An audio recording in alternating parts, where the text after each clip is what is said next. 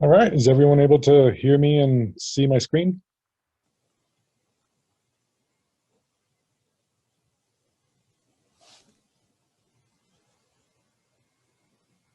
Yeah, James, I think we're good. Go for it. Okay, very good. All right, well, good morning to everyone out there. Good afternoon from my side of the coast. I'm James Payne. I work for the Office of Air Quality Planning and Standards in the Outreach Information Division in the Community and Tribal Programs Group out here in North Carolina. Raleigh, North Carolina is where I'm coming from. So I'm going to do a quick presentation on the National Air Toxics Assessment Map, or the NATA app. The presentation is going to be very short because the real meat of this is going to be a live demonstration of the actual of the app.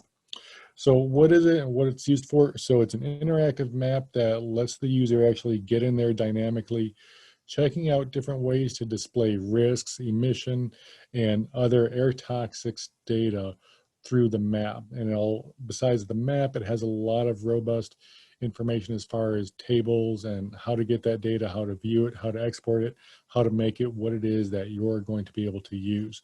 So its intent is to provide an estimated range of cancer risk. Once again, the big word here is that it's an estimate of cancer risks from breathing air toxics. So this doesn't wind up going into any type of other cancer or toxics risk. These are risks being that have the potential when you breathe them.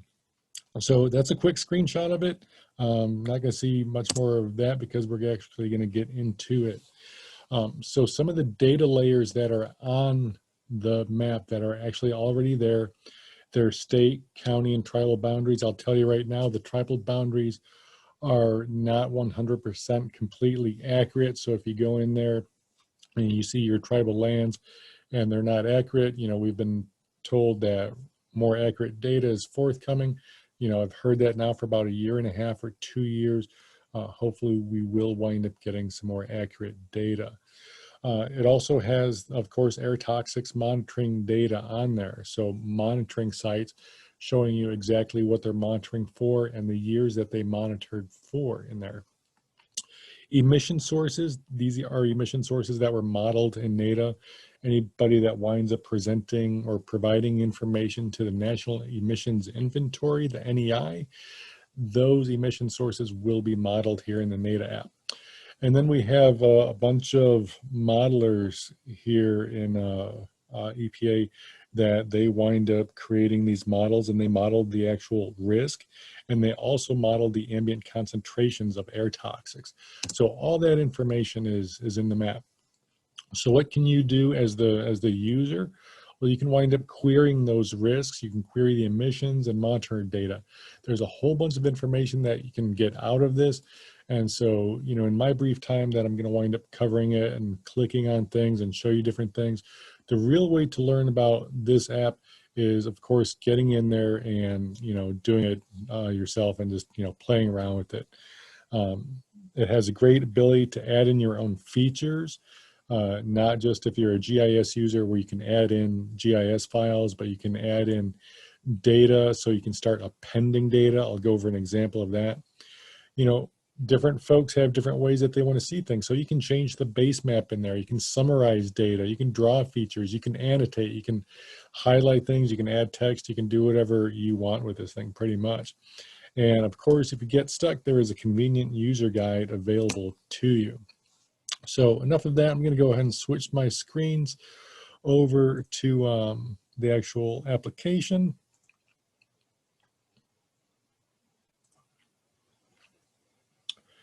And so this is what you're going to see when you open up the NATA app. I guess the easiest way to get there is just Google NATA app or air toxics mapping EPA.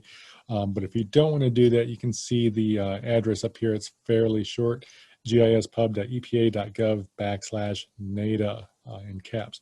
So the first thing that you're going to get when you open this up is you're going to get this splash screen. And it's going to wind up giving you some information. It's going to give you the purpose of NATA, which I already covered. You know, basically it's going to give an estimate of air toxic cancer risk that you get from inhalation.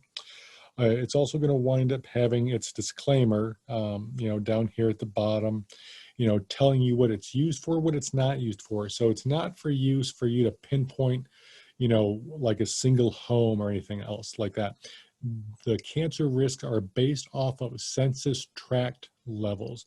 And so there's numerous census tracts in the country. I think 78,000 census tracts according to the US Census. And so there's a lot of information here. So it's not for pinpointing, you know, data at street level or anything else like that. Also in the splash screen, it gives you a quick, you know, how to. You can look through that, what to use the legend for, how to do queries, things like that. But really important down here on the splash screen are these links that it gives you. You know, the NATA website. You can check out the FAQs, you know, the glossary, you know, get a lot more information regarding the app as well as air toxics themselves. So I'm going to go ahead and click OK on that so we can get into this. So this has your typical web map interface. You know, we're just looking at it. We've got all these things on the side, but here in the middle, this is our typical web map interface. I can use the mouse to, you know, scroll in. If I have middle scroll button, zoom in, zoom out. You know, I can hold it down. I can start panning around. You know, whatever it is I want to be able to start doing and looking at things. So we're going to go through the uses of the map, everything here on the sides, you know, all these different buttons up here, they're called widgets. We'll go through those and show you some of these, because I know a lot of times when we're looking at a web map, there's a lot of information and we're used to seeing some things and we might just bypass it, but there's a lot of great information that's available to us by taking the time to look at each one of these tools. So right now we're going to take a look at this layer list. So web maps, you know, they're built upon layers. One thing goes on top of another, and that's how mapping works. And so we're taking a look at all of our operational layers right here. We can turn them on, turn them off. So for example, turn the tribal boundaries on, and we can see that the tribal boundaries are all coming up in green. And we notice also on the right-hand side here in our legend area that we're able to take a look at what's turned on, what's turned off. So we'll get right into the data that's the intent of the actual application. So I'm going to take a look at, I'm going to turn that NATA emissions off, and we'll come back to that in a bit. But I'm going to take a look at this 2014 NATA risks, hazard indices, and ambient concentration. So there's 3 layers of levels in just this one layer here. Once again, when we talk about NATA risks, we are looking at cancer risks. And the way that we're looking at cancer risks is as in 1 per million people. So when we start looking at risk, we're looking at the risk per million people. So once again, we start looking at the legend over here, and we're looking at these cancer risks. We can read this as cancer risk of 6 to 25 people per million people. That's that kind of late beige brown indicated here in most of the country that we're seeing here. If we go up a little bit higher, kind of this olive brown or whatever color you want to call that, that's saying that there's a risk of 25 to 50 per million people of getting cancer by inhalation through these air toxics that we're looking at. Likewise, that's how the color is coordinated, and that's how we're actually assessing this information. In addition to just looking at cancer risks, we also have non-cancer hazard index, or HI.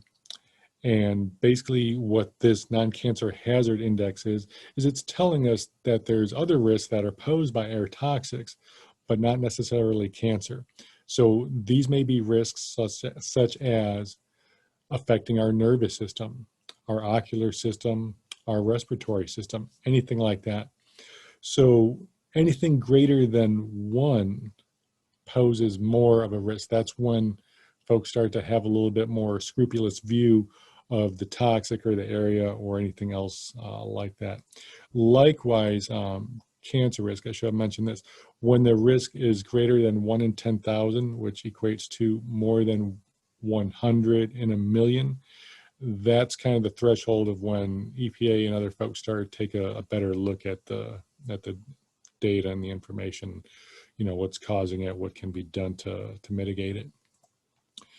And then third here for the ambient concentration, once again, this is modeled concentration.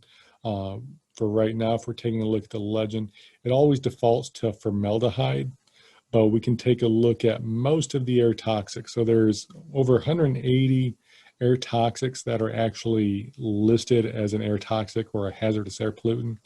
In the NATA app, I believe they have 124 of those. The remaining ones were not able to be modeled, or there wasn't enough data on that to really go further in that. So that's that layer right here. If we take a look at the actual emissions, once again, we're taking a look at where those emissions are coming from. You'll notice that I clicked on this NATA emissions, but nothing has come up. There's nothing on the map that was added. There's nothing in the legend. Well, that's because that information is scale dependent. So as I zoom into the map, it starts populating more of the data that's available, and I can start seeing that a little bit more clearly. Otherwise, it would just run rampant on the map and just cause it to crash and everything else. So there's different point information, point level data, there's source level data, there's railroads, there's a whole bunch of different information that, like I said, you can start clicking on it, taking a look at what's there. Airports, the runways, non-point data, including agriculture, commercial, oil and gas operations, waste disposal, you know, all these different things that allow you to click on and look. And remember, once again, this is going to be providing you a source of air toxic information and air toxic risks coming from those sources. So going up, I'll go ahead and click that one off. Now, if I go to actually the monitor data, this is going to allow me to take a look at the actual monitors in the area. And so you see all these little yellow dots. Once again, we're taking a look at the legend. What does it look like? So these are actual monitor data points, and we can take a look at it in a few different ways. So just like using Windows or, you know, a mapping application, there's many different ways to actually take a look at the data. So one of the ways that we could take a look at the data is just clicking on a point on the map, and we'll start getting some more information coming off of that. So for example, here we're taking a look at this monitor. Up here we see it says 1 of 6. So if I use this button to the right, that monitor is not only providing all this data down here for selenium, but it also provides information for arsenic, chlorine, lead, manganese, and nickel. So all that information is available by taking a look, you know, just by clicking on the actual point. We can also take a look at some of the data by actually clicking on this ellipsis. So if I was to click on this ellipsis over here, I scroll down a little bit, I'm going to get some information about the data. So as you know, some folks have heard me say in other presentations regarding data, always verify the source of your data, know what the data is actually representing, and know what the data is not representing. So if I go ahead and click on that description, it's going to wind up providing me more descriptive scenario, a better description of what the actual data is, and telling you what it can be used for, what it cannot be used for, or its intended use. And so this is the metadata. This is the data behind the data. So we're taking a look at what this is. And so that's for the monitor data. We can see that right here. Likewise, all that information is available for all these different layers, providing you a description, everything here that you need to be able to take a look at, so you know what the data means, how valid it is. We're looking at data from 2014. In some cases, the data has been updated, but this is from the 2014 NATA assessment. So this is the information that we have. If we take a look at some other information available to us on the actual map, what we want to take a look at are all these widgets, all these different tools that we can use to get more information. We can zoom in or zoom out. If we wind up going back to the home extent, the whole United States, continental United States, we can take a look at that. This will bring us back to our previous extent, and this will wind up getting us to our next extent, and this will zoom in where you set your location to. So as we view different maps, a lot of us like to use different base maps for looking at different maps, our area. So we can change the base map, meaning we could look at aerial imagery, or we could have a topographic view, we could have street map view, night view, whatever else it's going to make it more convenient for us to look at, as well as to our target audience. If we're doing a presentation to the community or to tribal council, whoever else, just makes it easier to have different choices. Here it is, our layer list, which is basically the same thing as the layers over here. It's a little bit redundant. Same thing with this button over here, which is the legend, showing us the same thing as the legend. But in between those two is this button that allows us to actually add data. And so this is so dynamic in that we can wind up searching for data using ArcGIS Online. If I want to look up maybe some power plants, I can just easily Google that in there, and you can see that there's over 1,000 items in here, 1,000 different layers that have information on power plants. Maybe I want to shorten that down to some coal-fired power plants, and I can easily just add those in by clicking add, get that information on there. Likewise, if I'm working with a network, or if I have a specific area I could point to, I could take a look at a web service, or I could take a look at a REST service, or all these different network capabilities where I can actually point to data and start bringing in data from a web service. Likewise, if I have a file, there's 5 different ways I can actually add more information on here. If you're a GIS user, you have a GIS user at your job and they have some shape files, you can add in a shape file. A CSV is just an Excel file. It's a comma separated value file. We can add one of those in. I'll show you how to do that. Keyhole markup language, a KML, it's a Google Earth file. You can add that in GPX or a Geojson. All these different things that we could just wind up adding in, making it a lot easier just to drop in our own data. So here in this example, I'm going to add in this Geojson file.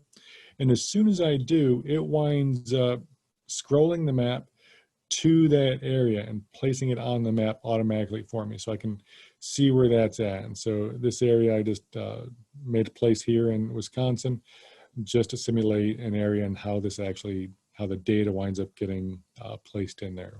Really, really easy.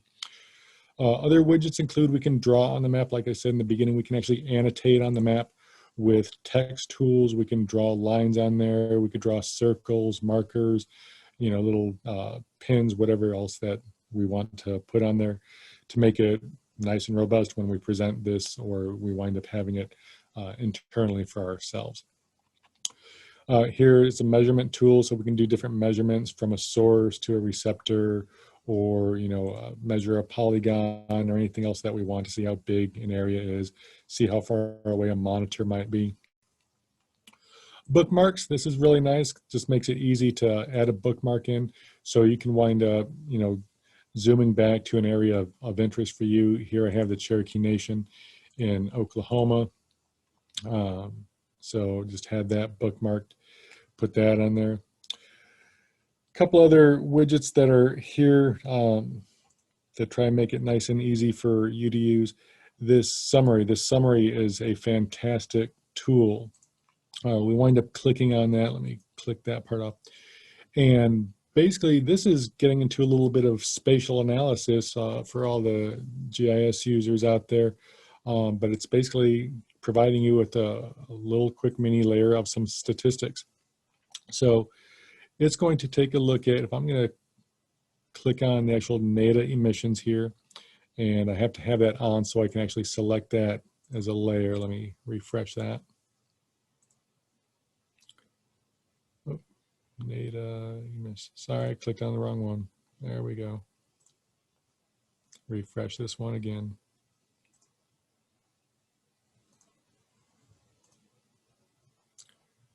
Well, we'll just go with non-cancer hazard index for that. And we'll take a look at the total whole body health index. Remember that the non-cancer hazard index is basically any risk coming from those air toxics that might wind up presenting any risk other than cancer, respiratory, ocular, all those things. So I'm going to do a selection method, and this selection method intersects, and I'm going to do a use boundary. I'm going to do the tribal boundary. And for this area, I'm going to say that it winds up intersecting, let's go with Las Vegas.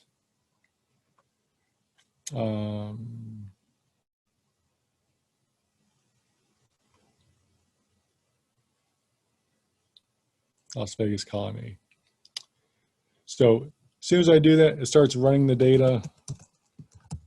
And I'll just name this the Las Vegas health indices and click OK.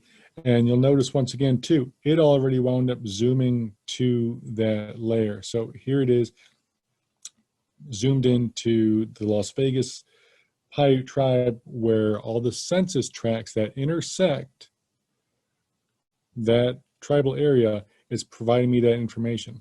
You'll also notice that came up on the bottom, this attribute information. So I'm going to go into more detail with all this type of data here in a second. So there are 5 census tracts that wind up intersecting those tribal lands.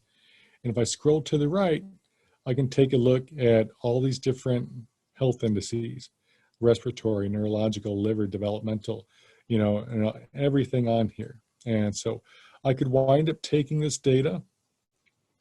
I can go up here to these options, and I can actually export this all to an Excel file, to a CSV. So that way I can wind up playing with that data more. I can append data. I can use it for other analyses. Whatever it is that I want to do, I have that option because it'll export that data for me. I'm going to wind up clicking off of those 2 areas and going back to a little bit more of the widget information here. I can change symbology. As I said, when I first clicked on everything up here,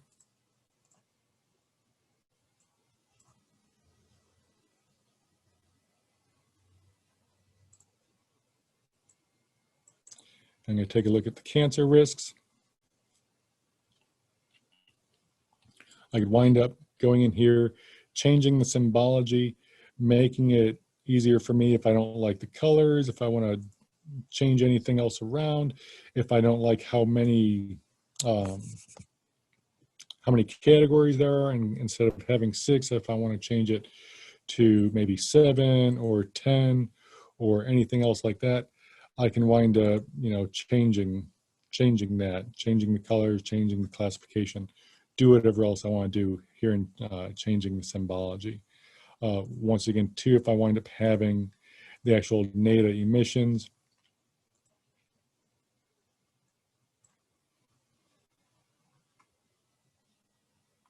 I can go in there, change that information around as well. So a lot of different options are available to you as you go through this map and want to change things, customize things, do everything else that you want to do. This street level imagery button has not worked, so I won't show that because it's broken basically. This information icon is basically going to give you the same information as the splash screen, but really important, I didn't skip over it, is this one, get NATA data for user locations. So this is really great too. If you want to get some information, if you have a lot of different point data or whatever information you have, you can actually tie that in to the NATA data that's actually here. So what you have to have is you have to have a CSV file, and you basically drag that in here, or you can click and you can browse it and open it up. And so what I've got here is I tied it into an Excel file that I already had. Had 26 locations on it. You can kind of see that here. I had 26 records from that CSV. It just had the XY. Let me see here. I have it. This is the actual Excel file that I had. I didn't have any more information on it, but normally you would have names or, you know, other information tied into it. But you can see that I have, you know, 26 locations, XY locations.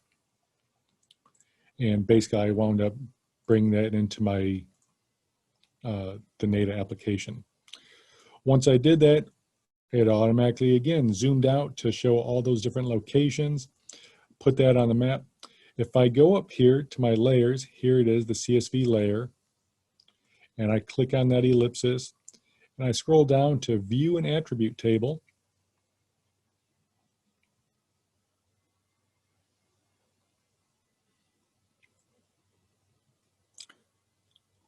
It's going to wind up showing you the all 26 of those features, and you can see how it appended that cancer risk, that NATA cancer risk data to each one of those points. And you can see by me scrolling all the way over to the right exactly how much information is available in those data files. So it's a lot of information there and that we can see. Likewise, if I'm interested in one specific point area or something, I can click on it and I can zoom to, or I can just double click it, and in the map it'll zoom to that one area as well as automatically bring up that pop-up that provides the information regarding that data file and that data point. And so I'm looking at the same information here in this pop-up that I was looking at in that attribute table. So a lot of different tools available here through all these different widgets and everything else like that. Likewise, if I wanted to take a look at one certain facility, I can look up areas by facility. I can look up an area, so I'll do that by facility.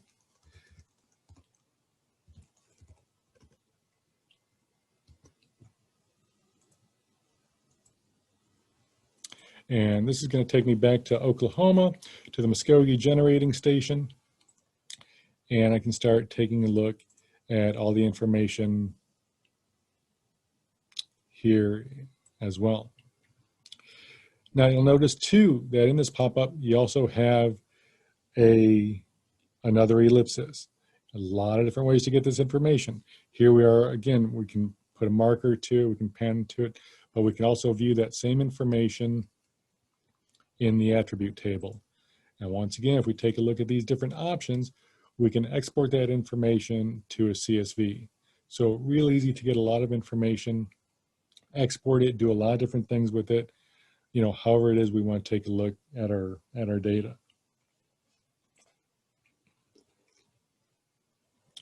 So one of the great things about this app is the availability to actually start querying information. You know, start asking ourselves questions and get that information reported back to us. So right here is our query toolbox down here. And I'm going to drag and move this up so it makes it a little bit easier for us to see. And so we can query risks, we can query emissions, and we can also query the monitors. So I'll leave it right here highlighted at risks.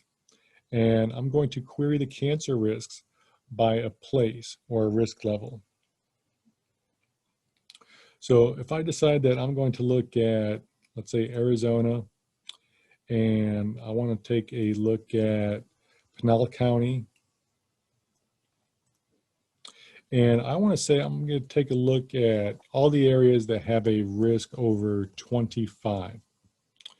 So I'm going to hit apply, and then the map is automatically going to wind up zooming into Pinellas County and providing information on all those risks back to me as well. So here are the results, and we take a look. Instead of highlighting query, now it automatically highlighted the results. So there's 71 features that are found. So once again, this is telling me there are 71 census tracts within Pinellas County that have a risk of 25 or greater in that county. And I can take a look at that information either individually. Once again, I clicked on the ellipsis. I can export that. I can make it a Geojson file so I can bring that into different programs. I can take a look at the statistics of that real quickly and easily. So if I want to say, okay, what's the total risk here? You know, the minimum average is 26. The maximum is 42. So the maximum modeled risk here is 42 in a million. You know, so I don't have any cancer risks over 100 in any of the census tracts in Pinellas County. So that, you know, that's a good thing. And click OK on that. Once again, you know, view this in an attribute table. If I know that I'm interested in taking a look at, you know, one particular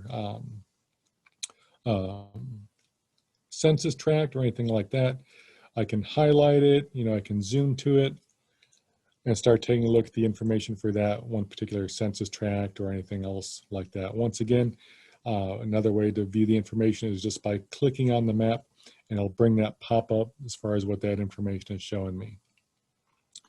More of the same information just shown in a different way. Also, it winds up coming up with some different pie charts, and you can scroll through the different pie charts. Right here, we're looking at risk by pollutant, the formaldehyde risk. That's the biggest pollutant risk in that one census tract in that area. Non-point source group, on-road, you know, there's a whole bunch of different ones just to scroll through and become acquainted with.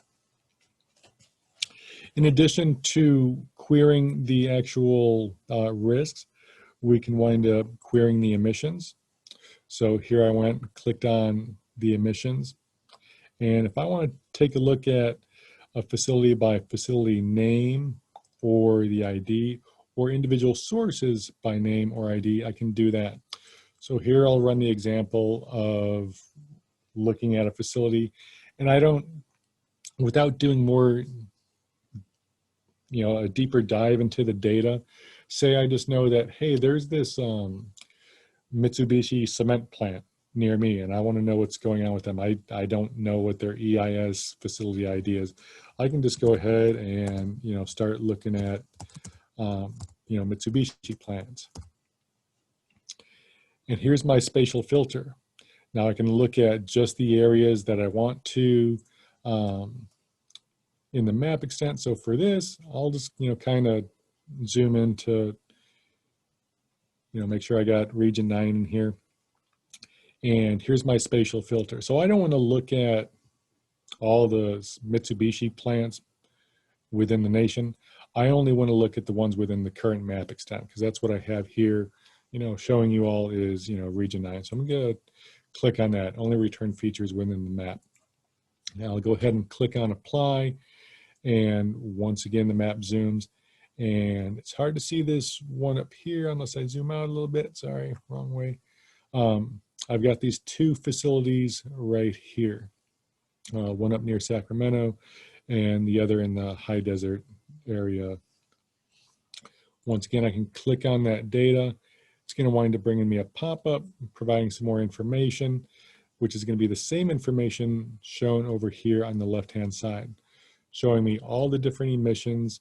You know, everything that they have is listed here, the emission rates or the emission count, everything on here. Once again, another ellipsis, I can view that in an attribute table. I can export that data by going over here, exporting it, change symbol, all these different ways to get that information, take a look at what I need to be able to take a look at. One more availability of querying the data is querying our monitors. So I could do this by state. I could do it by, our AQS ID or our AMA site code. If I want to take a look at all the different pollutants, I could do it by pollutant in here. A lot of different ways to start querying monitors. So if you're really interested in saying, hey, I want to know all the monitors that are, monitoring for benzene, in this area, once again, you can do the spatial filter. You can go ahead and click on that and start, returning all that information as far as what monitors are monitoring for benzene. You can, export that. I think that's the last time I'm going to say export, because I think you all know you can export the data by now. If there's other things I want to look at, here I am, I'm typing in, one particular monitor, I think in San Diego County. I can wind up doing that.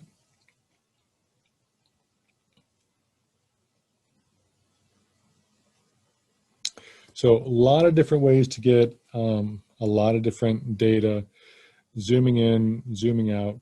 A couple of the other things that I wanted to show you is, as you do, like, say, take a look at the monitor data.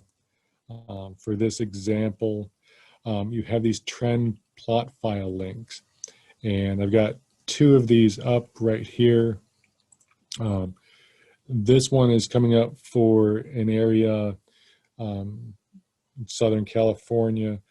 It's a monitor, and this one it's reporting on selenium. So here I am able to get that plot trend and identify the levels, the whisker plots of selenium from 2001 to 2016.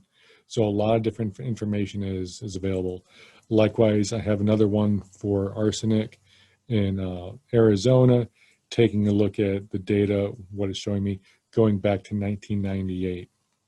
So this mapping tool is more than just a map. It's a way to identify different ways to look at data, to query data, to bring in your own data, doing a lot of different things that you would be able to tie things in together, start doing analyses, or just this could be the first part of getting some baseline information for a 103 grant or anything else like that. This is a great way to start looking at air toxics and how your area is affected.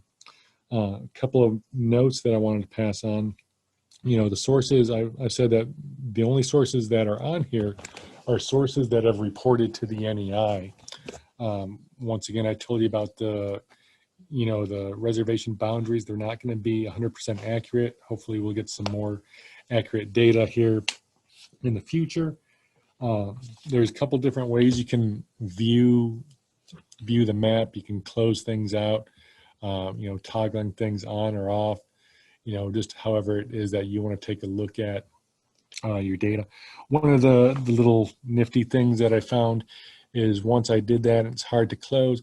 You have to look really hard to find these little tiny grayed out minimize buttons. So just that'll save you some time, and when you can't find how to actually minimize anything.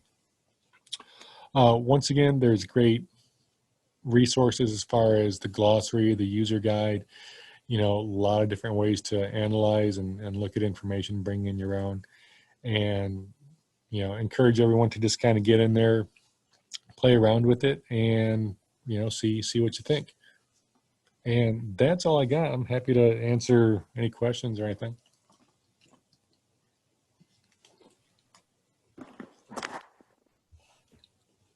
Hey, yeah, thanks for the great presentation. If anyone has a question, feel free to unmute yourself, or you can also type something in the chat box and I can read it out loud.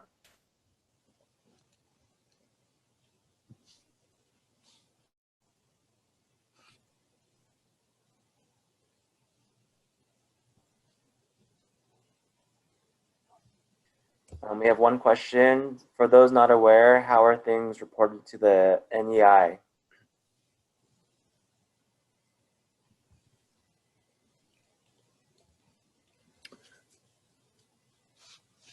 So facilities that are required to report. I believe they're required to report every so many years. I'm sorry, I don't have an accurate time frame of that. 3 to 5 years, I believe. They have to get their data in by a certain deadline established by EPA, and I don't know if they report it through a tool, through an automation, through their region, but they're could take a look at NEI reporting requirements and get better information than I could provide at this time.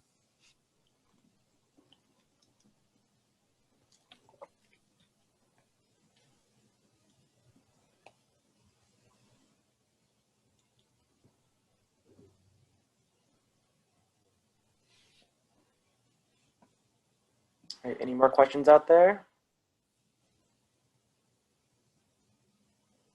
Oh, here's another one. We have, does this app require a script or extension download for the ArcGIS? No, it does not at all. You can just use this pretty much straight out of the box. It's run off the website and everything. That the actual app is hosted on EPA servers. So for more advanced GIS users, what that basically means is that you cannot customize the widgets.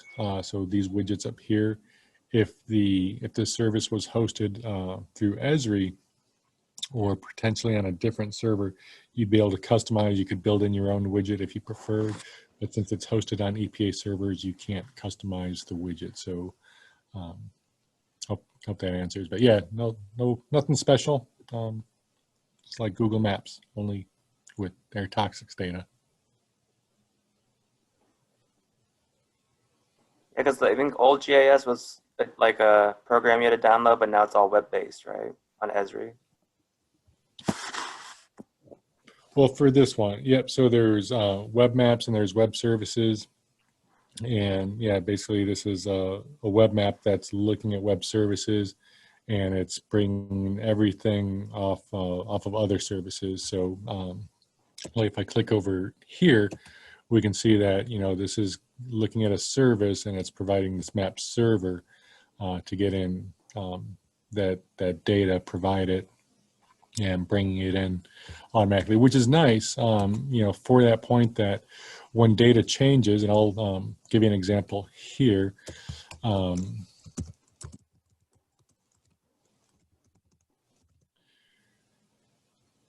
right, so let me just do it this way. When data is changed, when it's brought in dynamically, and I'll show everyone this data so we get a better idea of some information. I'll kind of go here a little bit, not on a tangent, but just providing more information. So, this is obviously about cancer risks. And when we talk about cancer risks, those are really, we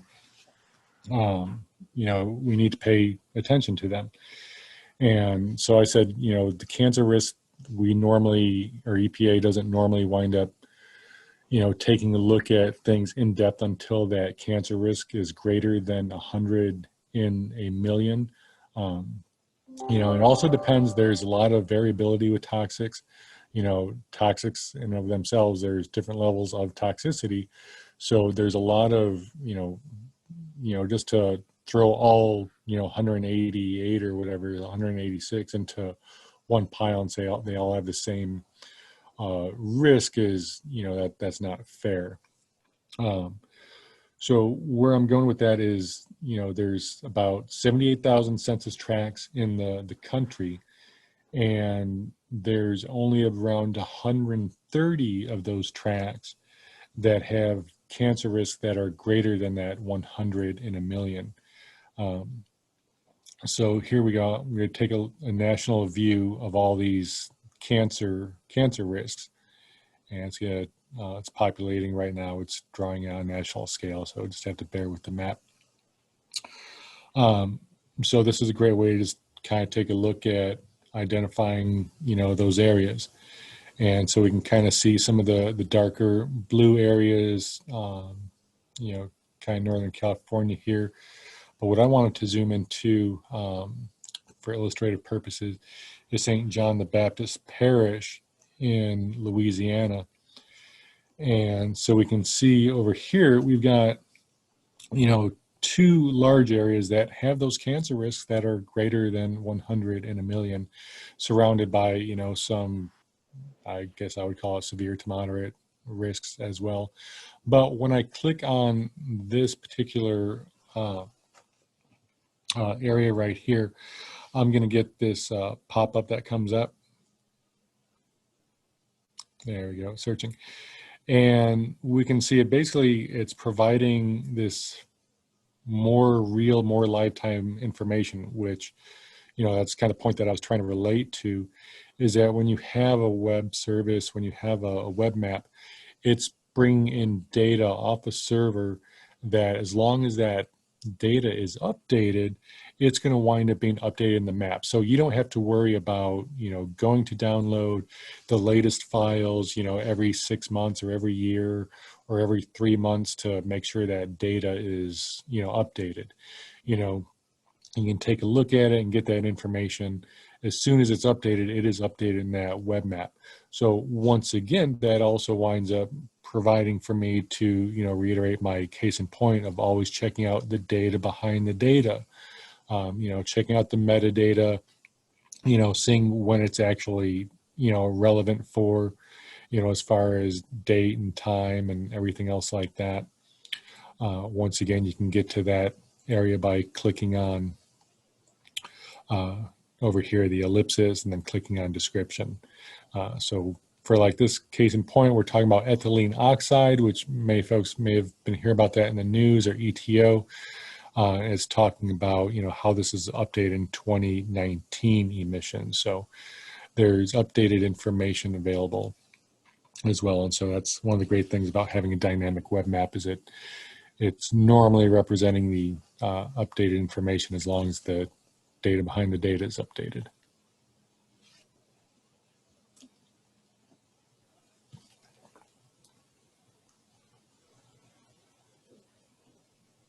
Cool, thank you for sharing. There was a few more questions. Is there any training resources available? Someone did respond, ITEP's doing an emissions inventory webinar at 10, or starting in 10 minutes. But are there any other resources? Yeah, like I said, on the splash screen, you can also get there through this information screen. The NATA website, it winds up having a pretty good tutorial, you know, FAQs, you know, pretty good way to actually go through the NATA app. And once again, that you'll see that when you immediately click on the app and the splash screen, or once again through the information icon, and you got these links over here.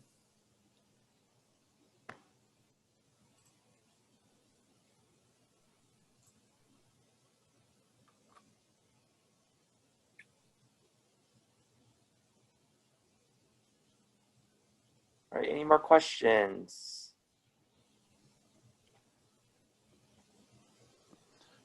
I have a question on census tract. How critical are they into the mapping part of it? So there's a lot of different ways to wind up, you know, mapping areas out, you know, wind up by county level or census block groups, census tracts, you know, and once again, this is kind of providing those estimates. And so I think there's maybe around 5,000 or so. I think that's the average or so in a census tract. We can take a look at that right here as I'm looking at the attribute table on these census tracts for cancer risks, as that populates. It ties it in. So once again, it's not going to be the most, I don't want to say it's not going to be the most accurate. I'm just going to say, you know, it provides those estimates over a pretty large swath of an area. You know, here we're taking a look at, here's the population. You know, it's varying anywhere from, you know, 2,000 to, 11,000 people in one particular census tract, and every number in between as well. There's a 13,000.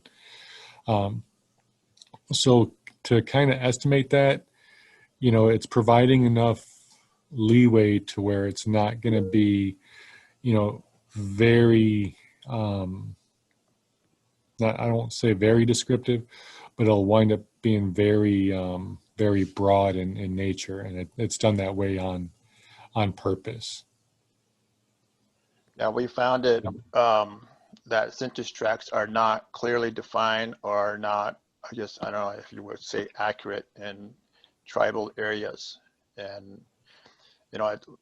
most of the time it's in a rural area. So when populations or census tracts are used, sometimes like exposure, it's hard to, I guess it's not available. That's the data gap that we find in these type of tools, including what we found out in the assessment tool that was provided by EPA when we were doing our 5-year assessment. Yeah, absolutely. And I couldn't agree with you more. You can have, an area that, the reservation may be, like 30 square miles or so, and, have, 10,000 people in it, but the census, when it was created, they made that one census tract instead of, divvying it up and getting more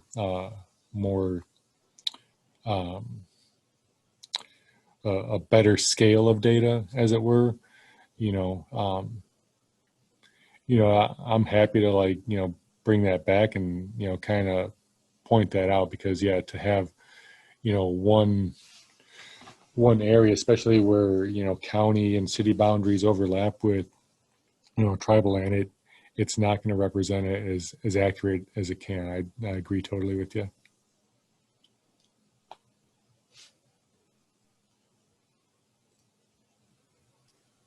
Looks like we have one more question about NEI. How are things reported to NEI, and when is it going to be updated? 2020 question mark. I think they were looking at 2019, I believe. I don't have better information right now. Basically I would wind up getting that information the same way as just going to the NEI website and, getting more information from that as far as like how to submit, deadlines, everything like that. I believe it is a 5-year deadline for the getting the data updated in there and reported by. And I believe the data is due a year before the actual date. So for the 2019 data, the data was due in 2018.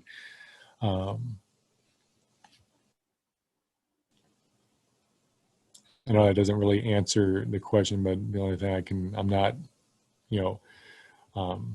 expert on the NEI data itself per se. I would just encourage you to check out the NEI website and information there, or follow up with an email to me, and I'll be happy to dig into that deeper. And, I have no problem doing that. That's what I get paid to do. So happy to answer questions.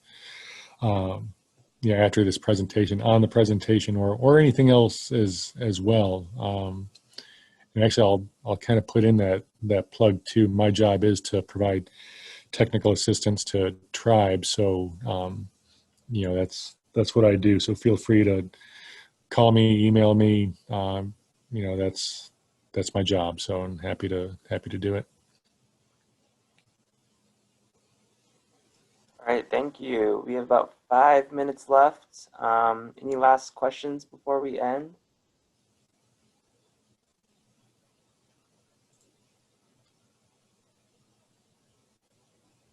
Going once, going twice. All right, everyone, thank you for coming. Thanks for the great presentation. John, feel free to close it out when ready.